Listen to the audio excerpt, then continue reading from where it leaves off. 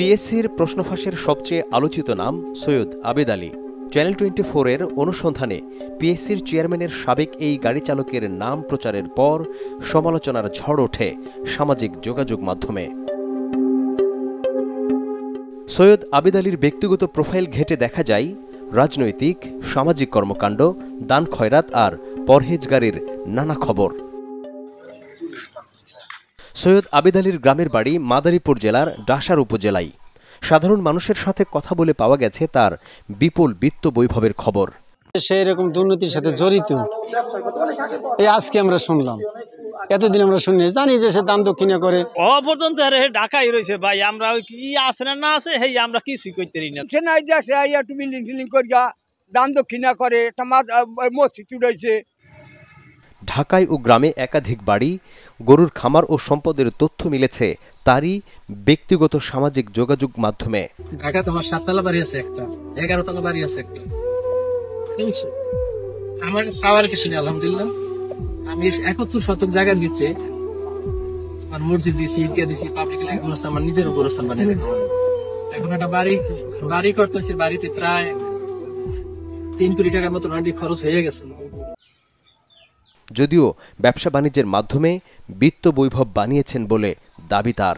আপনি গাড়ি চালক হয়ে এত সম্পদের মালিক গাড়ি চালাচ্ছিলাম 15 বছর আগে, এখন তো আমি ব্যবসায়ী।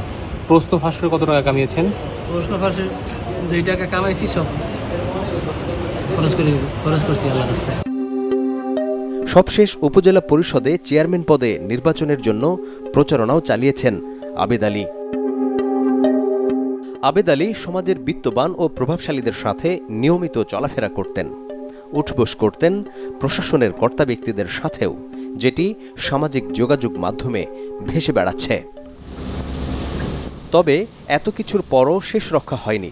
চ্যানেল 24-এর অনুসন্ধানের পর আলোচিত গাড়ি চালক আবেদ আলী জীবন, 2 উপপরিচালক, 1 সহকারী পরিচালক সহ মোট 17 জনকে গ্রেপ্তার করেছে সিআইডি।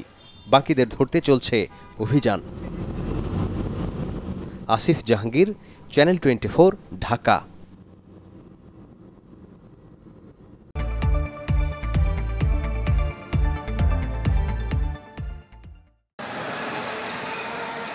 সরকারি চাকরিতে ক্যাডার, নন ক্যাডারে নিয়োগ এবং পদোন্নতির জন্য বিভাগীয় পরীক্ষা, সিনিয়র স্কেল পরীক্ষা এমন সব গুরুত্বপূর্ণ কাজ করে থাকে বাংলাদেশ সরকারি কর্ম কমিশন।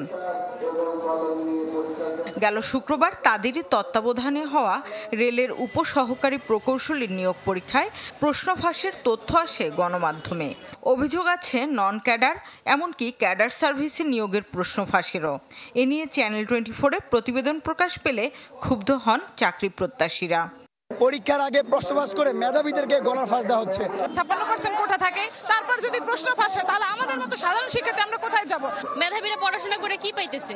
যারা মেধাবী এবং পড়াশোনা করে, এত কষ্ট করে, পরিশ্রম করে, তাদের পরিশ্রমের যে মূল্য সেটা তো থাকলো না। এমন অপকর্মে নিজেদের কর্মকর্তা কর্মচারীদের নামের তালিকা বের হওয়ায় বিব্রত পিএসসি। আমি জড়িত থাকলে আমার বিরুদ্ধে ব্যবস্থা নেবে রাষ্ট্র উচিত ব্যবস্থা নেওয়া, এবং যদি সেটি আমার মতো আমাদের কমিশনের ব্যাপার হয়, আমাদের কমিশনের সর্বোচ্চ যা করার সাধ্য আছে সেটা প্রয়োগ করা হবে। ঢাকা বিশ্ববিদ্যালয়ের সাবেক এই উপাচার্য বলেন, মেধার অবমূল্যায়নের এমন ঘটনা দুঃখজনক। মুদ্রণ, প্রশ্নপত্র বিতরণ, এগুলো তো এমন একটা গ্রুপের কাছে থাকা দরকার যাদের সততা 100%। পাবলিক সার্ভিস কমিশনের যে গুরুত্বপূর্ণ পরীক্ষাগুলো, সেখানেও যদি প্রশ্ন ফাঁসের ঘটনা ঘটে, এটা অত্যন্ত দুঃখজনক। তিনি বলেন, পিএসসির মতো গুরুত্বপূর্ণ স্থানে কর্মরতদের মূল্যবোধ শতভাগ না হলে এমন অঘটন বন্ধ করা দুরূহ। চেষ্টা করতে হবে যে যতটা পারা যায়। শামিমা সুলতানা, চ্যানেল 24, ঢাকা।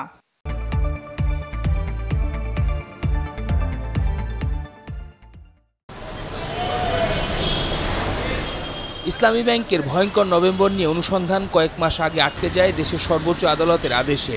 তবে সেই আদেশে যদি শব্দ দিয়ে আপিল বিভাগ জানিয়েছিলেন দুদক কিংবা বিএফআইইউ চাইলে স্বতন্ত্র অনুসন্ধান করা যাবে এই জালিয়াতির। তবে ভয়ঙ্কর নভেম্বরের পরের মাস 2022-এর ডিসেম্বরে ফের জালিয়াতির ঘটনা ঘটে ইসলামী ব্যাংকের চট্টগ্রাম জোনে, যেখানে চট্টগ্রামের 3টি কাগজে প্রতিষ্ঠানকে নগরীর চাকতাই, খাতুনগঞ্জ ও জুবলি রোড শাখায় 1100 কোটি টাকা করে মোট 3300 কোটি টাকা ঋণ দেওয়া হয়েছে। ওই ঘটনার পরপরই এ বিষয়ে অনুসন্ধান শুরু করে দুদক। প্রয়োজনীয় তথ্য উপাত্ত জানতে তখন বাংলাদেশ ব্যাংককে চিঠি দেয় সংস্থাটি। তবে এখন পর্যন্ত কোনো সাড়া দেয়নি কেন্দ্রীয় ব্যাংক। এবার দ্বিতীয় দফায় আবারও জালিয়াতি তথ্য জানতে কেন্দ্রীয় ব্যাংক, ইসলামী ব্যাংকের চট্টগ্রামের 3টি ব্রাঞ্চ ও নাবিল গ্রুপের 11টি অঙ্গ প্রতিষ্ঠানের কাছে চিঠি পাঠিয়েছে দুদক। অবশ্য এ বিষয়ে ক্যামেরার সামনে দুদকের পক্ষে কেউ বক্তব্য দেয়নি। ব্যাংক জালিয়াতির বাইরে সিলেটের কাস্টম এক্সাইজ ও ভ্যাট কমিশনার এনামুল হকের বিদেশ যাত্রায় নিষেধাজ্ঞা দিয়েছে দুদক। আদালতে জমা দেয়া দুদকের আবেদনে বলা হয়েছে এনামুল হক অবৈধভাবে প্রায় 10 কোটি টাকার সম্পদ অর্জন করেছেন। সোমবার ঢাকা পাওয়ার ডিস্ট্রিবিউশন কোম্পানি বা ডিপিডিসির প্রশাসন শাখার ব্যবস্থাপক হযরতুল্লাহর বিরুদ্ধেও মামলা করেছে দুদক। এজাহারে বলা হয়েছে অবৈধভাবে প্রায় 4 কোটি টাকার সম্পদ অর্জন করেছেন ডিপিডিসির এই ব্যবস্থাপক। শফিকুল ইসলাম সবুজ, channel 24, Dhaka.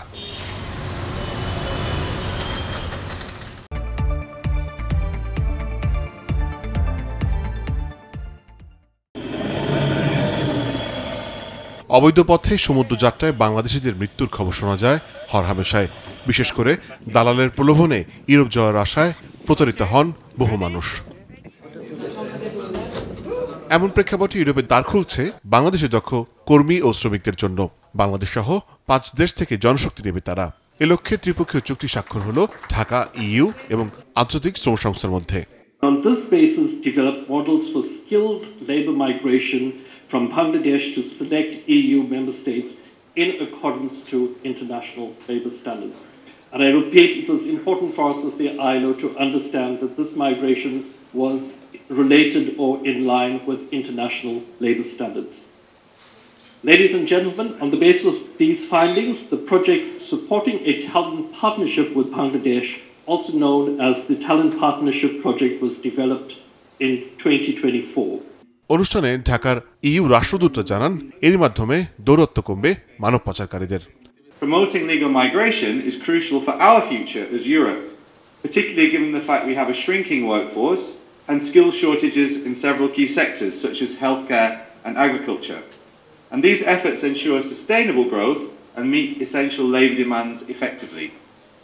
This programme, supporting a talent partnership with Bangladesh of €3 million, will provide mutually beneficial, regular and safe mobility pathways to the EU. How to match the need by Italy of labour force and the offer of manpower by Bangladesh, but also how to prevent irregular flows and how to avoid exploitation, black market and unethical recruitment. So talent partnership has all the elements to respond to these kinds of challenges. Trafficking in persons and other illegal practices, including visa fraud, are not only gross violation of human rights, though. They are also a problem that lower the chances for actually qualified and honest Bangladeshis who patiently wait in line for their turn. We fight all of these widespread practices with the full power of the law, both here in Bangladesh and in Germany. Together, we want to change the landscape and make Bangladesh an origin of skilled and legal migration into Germany. ভারপ্রাপ্ত পররাষ্ট্র সচিব জানান এরই মধ্যে দক্ষ কর্মী তৈরিতে একাধিক উদ্যোগ নিয়েছে Bangladesh. Bangladesh stands ready to offer the leverage of its demographic dividend, as many of you spoke that population in the European Union shrinking. So, and with vast resources of our skilled workforces, we can support certainly European Union for that shortage of labor. We see immense potential in providing skilled workforce to the European Union states in the sectors of particularly ICT, nursing and caregiving, hospitality and tourism, construction, transport, logistics, garments and textile, agriculture, agro-processing, shipbuilding, etc. প্রাথমিকভাবে বাংলাদেশ থেকে 6টি পেশায় 3000 দক্ষ কর্মী পাঠানো হবে ইউরোপে। Morshed Hasib, channel 24, Dhaka.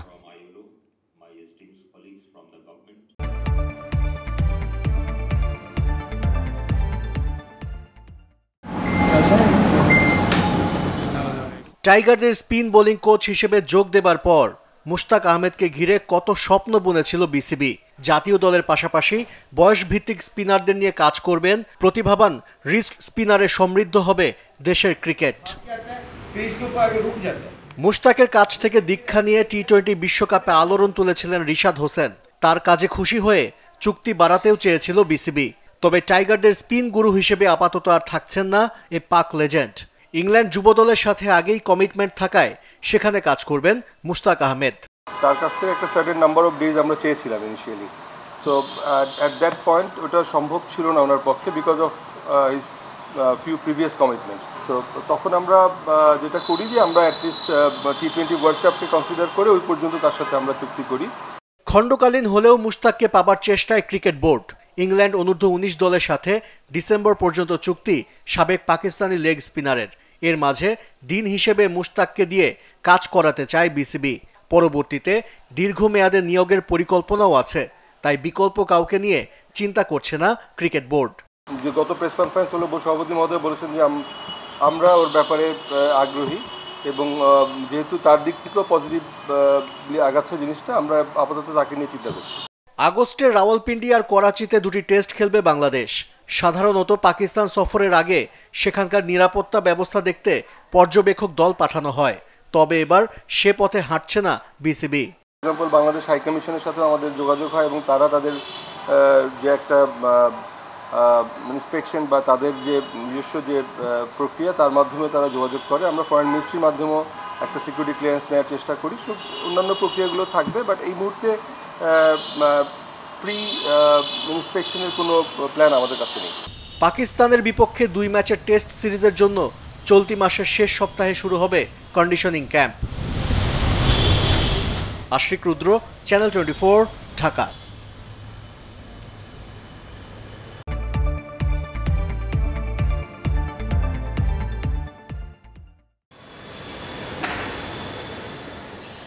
Sprinkler দিয়ে পানি ঝরছে, প্রাণ ফিরছে বঙ্গবন্ধু স্টেডিয়ামের মাঠের ঘাসে। ফুটবল মাঠে পানি দেওয়ার জন্য যে অবাস্তব পদ্ধতির দেখা মিলেছিল তা থেকে এবার মুক্তি মিলল। এরই মধ্যে 10টি স্প্রিংলার বসেছে মাঠের মধ্যে, চারপাশে বসবে আরও 16টি। আগের ওয়াটার গানগুলো এখনও আছে, তবে সেগুলো শিগগির সরিয়ে নেওয়া হবে। দেশের প্রধান ফুটবল স্টেডিয়ামে নতুন জায়ান্ট স্ক্রিনও বসেছে, যা আগের তুলনায় বড় আর সবার উপরে লেখা বঙ্গবন্ধু ন্যাশনাল স্টেডিয়াম। পুরনো স্ক্রিনটিও সরিয়ে নেওয়া হবে।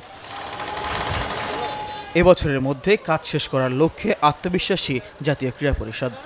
বাফুফের সাথে বলেছি যে তাদের সাথে কোঅর্ডিনেশন করে তাদের নির্দেশনা অনুযায়ী এবং তাদের চাহিদা অনুযায়ী আমরা ওই পপ আপ সিস্টেমের যে পানি স্প্রিংলার সিস্টেম সেটা আমরা ইনস্টল করা ইতিমধ্যে শুরু করে দিয়েছি এবং যত দ্রুত সম্ভব এই মালগুলো নিয়ে এসে নির্ধারিত সময়ের মধ্যে আমরা কাজ শেষ করব ইনশাআল্লাহ। শেডের কাজ চলছে, পুরো গ্যালারিতে নতুন চেয়ার বসবে, সেগুলোও প্রায় প্রস্তুত। মিডিয়া জোনে কিছুটা পরিবর্তন আসছে। ভিভিআইপি গ্যালারির বুলেট প্রুফ গ্লাস নিয়েও দুশ্চিন্তা নেই, শুধু জার্মানি থেকে ফ্লাডলাইট আসার অপেক্ষা। সেটিও নির্ধারিত সময়ের মধ্যে পেতে আত্মবিশ্বাসী ক্রীড়া পরিষদ কর্তা। অর্থ ছাড় নিয়েও শঙ্কা নেই। লাইটিংটা যেহেতু জার্মানি থেকে আসবে, এইটাই হয়তো সবার শেষে আসবে, কিন্তু আমরা ইতিমধ্যে ঠিকাদারি প্রতিষ্ঠানের সাথে আলাপ করেছি। সেটার সাথে যে গ্রাউন্ড ওয়ার্কের যে সংশ্লিষ্টতা আছে, কেবল বা অন্যান্য জিনিসগুলো, সেই সব জিনিসের ব্যাপারে তাদের সাথে কথা হয়েছে। শিগগির শুরু হবে বঙ্গবন্ধু স্টেডিয়াম কমপ্লেক্সের অভ্যন্তরীণ রাস্তার সংস্কার, যার অর্থ সংস্কার বাজেটে অন্তর্ভুক্ত। সব কাজ একসাথে শেষ হবে।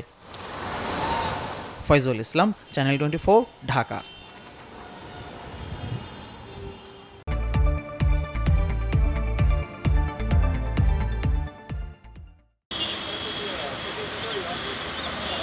আর্থিক টানাটানিতে ভুগতে থাকা সরকার মরিয়া বিকল্প আয়ের উৎস অনুসন্ধানে, যেজন্য বাজেটে অর্থমন্ত্রী কর বসিয়েছেন নিত্য নতুন খাতে, কমিয়েছেন বহু জায়গায় থাকা সুবিধাও।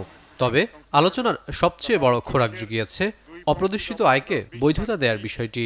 রাজস্ব ব্যবস্থাপনায় বিভিন্ন সংস্কার কার্যক্রম পরিচালনা করছি। বিতর্কিত এই সিদ্ধান্তের যৌক্তিকতা নিয়েও প্রশ্ন উঠেছে গেল কয়েক বছরের বাস্তবতা বিবেচনায়। কারণ ইতিহাস বলে এই সুযোগ বিভিন্ন সময়ে দেয়া হলেও তাতে সাড়া দেননি খুব বেশি সংখ্যক মানুষ। বাংলাদেশ অর্থনীতি সমিতির তথ্যমতে গেল 5 দশকে 18টি বাজেটে এই সুবিধা দেয়া হলেও সরকারি কোষাগারে জমা হয়েছে 20,000 কোটি টাকারও কম। তাই বিশ্লেষকরা বলছেন এই সিদ্ধান্তে লাভের বদলে বরং আশঙ্কা রয়েছে সরকারের আর্থিক খাতে বিশৃঙ্খলা বাড়ার। কোনো অর্থই পাবে না এখান থেকে। 200-400 কোটি টাকা পেতে পারে, 200-500 কোটি টাকা কোনো টাকাই নয়। এই ব্যবস্থার মাধ্যমে আমরা রাজস্ব পাই নাই। কিছু স্বার্থান্বেষী মহল, কিছু ব্যক্তি, কতিপয় ব্যক্তি হয়তো এটা থেকে লাভবান হচ্ছে।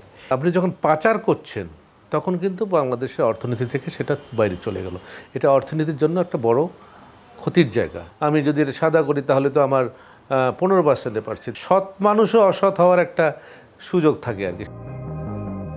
অর্থনীতিতে অপ্রদর্শিত অর্থের পরিমাণ নিয়েও রয়েছে নানা মতভেদ। কোনো সংস্থার মতে এই অঙ্ক জিডিপির অন্তত 1/3। তবে তার চেয়েও দুশ্চিন্তার বড় কারণ দেশের বাইরে পাচার হওয়া অর্থ। স্বাধীনতার পর থেকে এ পর্যন্ত যা ছাড়িয়েছে ৭৫,০০০ কোটি টাকা। তাই সংশ্লিষ্টদের মতে পাচার বন্ধের পাশাপাশি কার্যকর উদ্যোগ নিতে হবে সেই অর্থ ফিরিয়ে আনার। তবে এক্ষেত্রে করহার বেঁধে দেওয়ার বিপক্ষে মত তাদের। যারা অর্থ পাচার করেছেন তারা কোন দুঃখে পাচারকৃত অর্থ ফেরত আনবেন, তাদের কোন বিবেচনায় এটা যারা এই চিন্তাটা করেছেন এবং তার উপর ভিত্তি করে প্রস্তাবনাটা দিয়েছেন যে বিদেশ থেকে পাচারকৃত অর্থ ফেরত আনার জন্য এই কর মানে যে কালো টাকা বৈধতার সুযোগ সৃষ্টি করা, তারা বোকার রাজ্যে বাস করছেন। বর্তমানে বৈধ করদাতাদের সর্বোচ্চ করহার 25% পর্যন্ত। তাই তারাও বিপক্ষে এমন উদ্যোগের। তীব্র সমালোচনার পরও সরকার প্রতি বছর বাজেটে কালো টাকা সাদা করার জন্য নির্ধারিত কিছু সুযোগ সুবিধা দিয়ে আসছে। তবে এত কিছুর পরও দেশ থেকে পাচার হয়ে যাওয়া এসব অর্থের সিংহভাগই ফেরত আসছে না অর্থনীতির মূল স্রোতে। বিশ্লেষকরা বলছেন রাজস্ব ঘাটতির এই সময়ে সরকারের এমন পক্ষপাতমূলক অনৈতিক প্রস্তাব নিরুৎসাহিত করবে প্রকৃত করদাতাদের, যা দীর্ঘমেয়াদে সংকটে ফেলবে অর্থনীতিকে। রাকিব আল জাবেদ, চ্যানেল 24, ঢাকা।